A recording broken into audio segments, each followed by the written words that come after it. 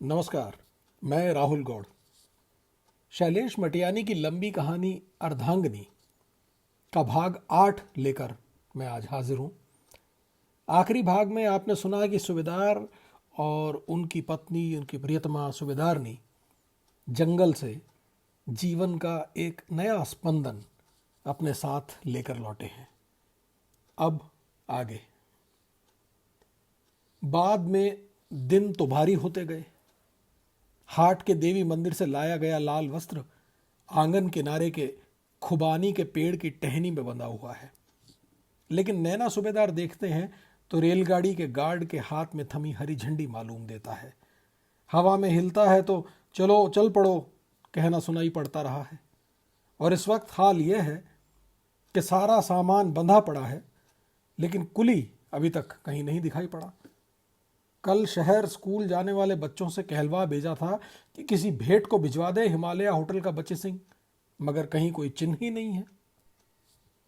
गांव का हाल है ये कि कुली का काम पीडब्ल्यूडी या जंगलात के ठेकों पर करने वाले अनेक हैं, लेकिन बिरादरों का बोझ उठाना गुनाह है। माया मोह में रह भी गए अंतिम गुंजाइश तक। अब अगर कल सुबह तक टनकपुरी नहीं पहुंच पाए तो अम्बाला छावनी कहाँ समय पर पहुंचना हो पाएगा।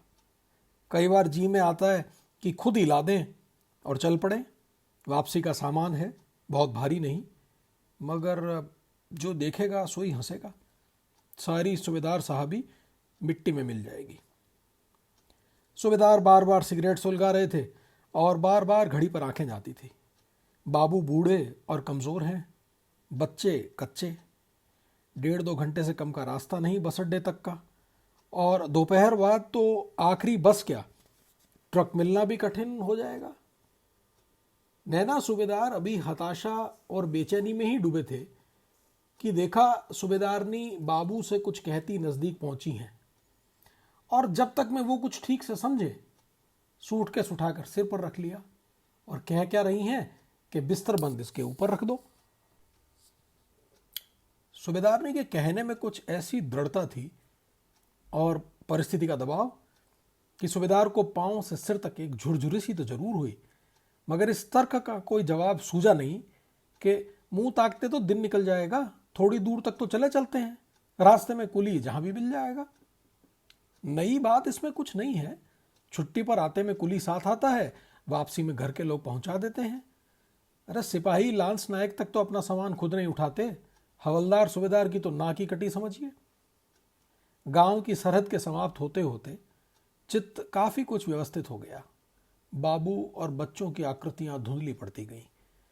गाय भैंस बकरियों तक की स्मृति कुछ दूर तक साथ चलती आती है। सरहद तक तो खेत तक साथ चलते मालूम पड़ते हैं। दरवाजे के ऊपर चिपकाया गया दशहरे का छापा भी। दशहरे के हरेले के दिन सावन के रक्षाबंधन की सहेज रखी रक्षा बांधते और हरेला सिर पर रखते हुए क्या कहा था, ठीक माँ की तरह जीते रहना, जागते रहना, यूं ही बार बार भेंटते रहना। सियार की जैसी बुद्धि हो, सिंह का जैसा बल, बालकों का सा हठ हो, योगियों का सा ज्ञान। रक्षा का मंत्र तो खुद सूबेदार को भी याद ठहरा। येन बद्धों बली राजा दानवेंद्रो महाबल। ये तागे ऐसे ही हुए। दानवेंद्रों से भी नहीं तोड़े जा सके हम नर बानर किस गिनती में। माँ जब तक हुई ठीक यहीं इस गधेरे तक आती रही छोड़ने।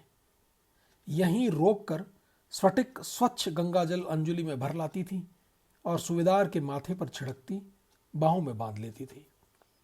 तागों का एक पूरा जाल हुआ। घर पहुंचो तो अदृश्य हो जाने वाला ठहरा। वापस लौटते में लोहे के तारों का गड़ना। यह सब जीवन का सामान्य प्रवाह हुआ। किसने पार पाया, कौन पा सकेगा। मुखसार की ऋतु में बैल खुले हैं। जुलाई के वक्त कहाँ एक के बाद दूसरा सिगरेट जलाते हुए यही गाने का मन हो रहा है कि चल उड़ जा रे पंछी। टेप रिकॉर्डर, कैमरा हवाई बैग में है। इसके अलावा टिफिन भी सूबेदार के हाथ में। रूल कभी कभी उन्हीं से टकरा कर बज उठता है। सूटकेस और सफारी होलडाल सूबेदारनी साहब के सिर पर है। यूँ तो अनेक का यही सिलसिला है। हवलदार साहब ट्रांजिस्टर लटकाए, रूल हिलाते, घड़ी बार बार देखते, और सिगरेट पीते आगे आगे चल रहे हैं और पीछे पीछे घरवाली सामान सिर पर लादे हुए। मगर नैना सूबेदार के साथ ये पहला अवसर है। कभी भी अपने से 2 अंगुल कम करके तो देखा ही नहीं। एकाएक बोले, सूबेदारनी आप जरा रुकिए, ये बैग और टिफिन आप पकड़ लीजिए, अब थोड़ी दूर तक अटैची होलडाल मैं ले चलता हूं।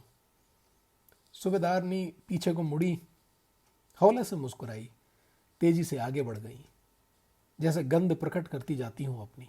बोलती गई, मेरा तो यह रोज का अभ्यास हुआ रमवा के बाबू, बेकार के संकोच में पड़ रहे हो। खेतों में परसा नहीं ढोती कि घास अनाज के गट्ठर नहीं। उस दिन भी तुम्हारे पीछे पीछे पालियों का जाल लिए चल रही थी। वो घर का रोजदारी का काम हुआ, मगर ये तो एक प्रकार की कुलीगिरी हुई को सूबेदार ने अपने भीतर ही अंतर्धान कर लिया। आज बात करने में तुम माई डियर नहीं कर रहे हो, इतना उदास पड़ जाना भी क्या ठहरा। अब सूबेदार कैसे बताएं कि अग्नि पर्व बीत गया, राख रह गई, यहां से वहां तक एक बुझा बुझापन सा व्याप्त हुआ पड़ा है। इज्जत तो भीतर की भावना हुई, हम निगोड़ी तुम ही तुमड़ाती रही जिंदगी भर, तुमसे आप से नीचे नहीं उतरा गया। दुर्गा सासू कह रही थी, घरवाली को प्रतिष्ठा देना कोई इसके सूबेदार से सीखे। तुम जब वहां रात दिन हम लोगों की चिंता में घुलते रहने वाले हुए, तब कुछ नहीं। एक दिन को तुम्हारा बोझ हमारे सिर पर आ गया तो क्या पर्वत आ गया ठहरा? सिर के ताज तो आखिर तुम ही हुए। सूबेदार को लगा कि सूबेदारनी का बोलना फिर कानों तक आते चला गया और सूबेदार को लगा जैसे कलम से शरीर पर लिखे दे रही है कि अगली छुट्टियों में क्या क्या लेते आना है। फिर स्मृति में स्पर्श उभरते ही गए कि गांव पहुंचने के दिन एक एक वस्तु को कैसे हजार आंखों से देखती सी मुग्ध होती जाती थी सूबेदारनी। सिंथाल की बट्टी को जब इन्होंने सूंघा तब उससे सुगंध फूटनी शुरू हुई थी। लोभ नहीं है, लाए हुए को सार्थक कर देना है इस वक्त। यह मत भूलना, वह जरूर लेते आना की सारी रट सिर्फ सूबेदार की उत्साह और गरिमा बढ़ा देने के लिए है। गांव से शहर तक की इस सड़क पर यह कोई पहली बार का चलना तो है नहीं। इन्हीं छुट्टियों में 2 बार आ चुके हैं। एक बार शहर घूमा, कुछ खरीदारी की, मैटनी शो देखा, वापस लौट गए। दूसरी बार मेला घूमे, नाइट शो देखा और हिमालय होटल में ही ठहर गए। हाँ, प्रसंग बदल गया है तो सड़क भी पांव थामे ले रही है। पिथौरागढ़ झूलाधार वाली मुख्य सड़क अब थोड़े ही फासले पर है। इस गांव वाली सड़क के दोनों ओर पत्थर की चिनाई हुई है, समतल नहीं, ऊबड़ खाबड़ है। बूटों की आवाज कानों को स्पर्श करती मालूम पड़ती है। नजर नीचे चली जाए तो खेतों में घास बीनती औरतें या इनारे किनारे की भूमि पर चरते पशु दिखाई पड़ जाते हैं। ऊपर आसमान की तरफ देखो, यही सब पक्षी बनकर उड़ते से जान पड़ते हैं। जहां तक ये गांव वाली कच्ची सड़क जाती है सब एक है। पक्की डामर वाली सड़क आते ही पृथक हो गए होने का आभास होता है। दूर खड़ा भराड़ी का जंगल, याद रखना भूलना मत, पुकारता सा आगे को आ रहा है। और प्रकृति सूबेदारनी की ही भांति घाघरा फैलाए बैठी मालूम पड़ती है। मुसन्योले ज्यादा लंबे नहीं उड़ते, सिर्फ एक से दूसरी झाड़ी तक फुदकते हैं और ची ची मचाए रहते हैं। याद आता है कि इस बार कन्या की कामना इतनी क्यों रही होगी। तो वहां अंबाला छावनी में साथ के एक फौजी अधिकारी के यहाँ आंखों में छा गई छोटी सी बच्ची की आकृति स्मृति में उभरती आती है। याद आता है उसका अंकल अंकल कहना और कंधे पर चढ़ने की जिद करना, और यह कि बाबू की वृद्धावस्था और घर के वीरान पड़ जाने के डर में परिवार को साथ रखने का अवसर नहीं। भाग 8 यहीं समाप्त होता है। मैं धन्यवाद दूं मित्र पुनीत का और आदरणीय प्रभा जी का कि उन्होंने कहानी को पसंद किया। अगला अंक यानी 9 इस कहानी का आखिरी अंक होगा। तो आखिरी अंक 9 में आपसे जल्दी ही मिलता हूं। तब तक के लिए आज्ञा दें। धन्यवाद। नमस्कार।